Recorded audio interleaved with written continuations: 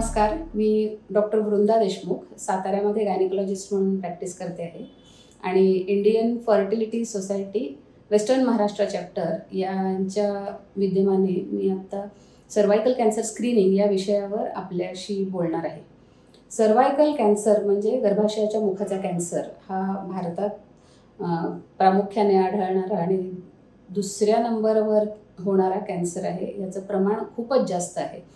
हा कॅन्सर होतो तो HPV व्हायरसमुळे होतो, ह्युमन पॅपिलोमा व्हायरसचं इन्फेक्शन, आणि त्यामध्ये सुद्धा स्ट्रेन्स 16 आणि 18 या 2 स्ट्रेन्समुळं तो प्रामुख्यानं झालेला आढळतो.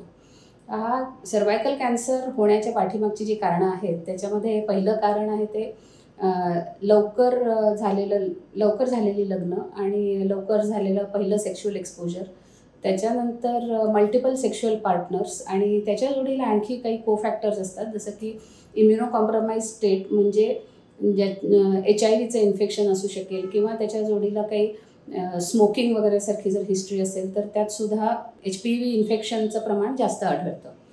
तर आता या HPVचा जो कोर्स आहे म्हणजे सर्वायकल कॅन्सर होण्याचा जो कोर्स आहे तो साधारण HPVचं इन्फेक्शन झाल्यापासून तो फुल ब्लोन इन्व्हॅझिव्ह कार्सिनोमा होईपर्यंतचा कोर्स साधारण 10 ते 15 वर्षापर्यंतचा आहे. म्हणजे आपल्याकडे जर का आपण लवकर त्याचं स्क्रीनिंग केलं आणि लवकरात लवकर आपण ते डिटेक्ट करू शकलो तर पुढं होणारा कॅन्सरमुळे होणारा मृत्यूचा दर जो आहे तो आपण कमी करू शकू.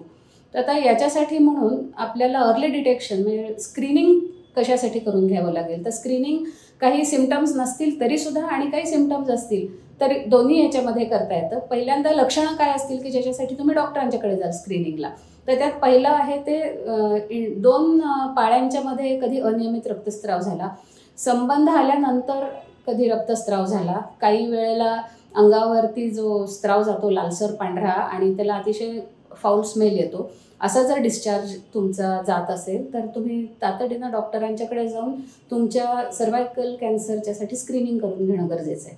आणि ज्या महिलांमध्ये सिम्पटम्स नाहीत पण तरीसुद्धा अशा महिलांनी सिम्पटम्स नसतील तरी आपल्याला स्क्रीनिंग करून घेणं गरजेचं आहे. तर याच्यामध्ये आता स्क्रीनिंगचा काळ कसा असतो तर स्क्रीनिंग युजली 30 वर्षांपासून 65 वर्षांच्या महिलांमध्ये स्क्रीनिंग करून घ्यायला हवं. हे सर्वायकल कॅन्सरचं स्क्रीनिंग कधी करायचं तर 25 वर्षांपासून पुढे पहिल्यांदा पॅप्समियर करायचं आणि 30 ते 65 वर्षांपर्यंत पॅप्समियर आणि HPV दोन्हीचं स्क्रीनिंग करायचं. पॅप्समियर दर 3 वर्षांनी रिपीट करायचा आणि HPVचं टेस्टिंग दर 5 वर्षांनी करायचं.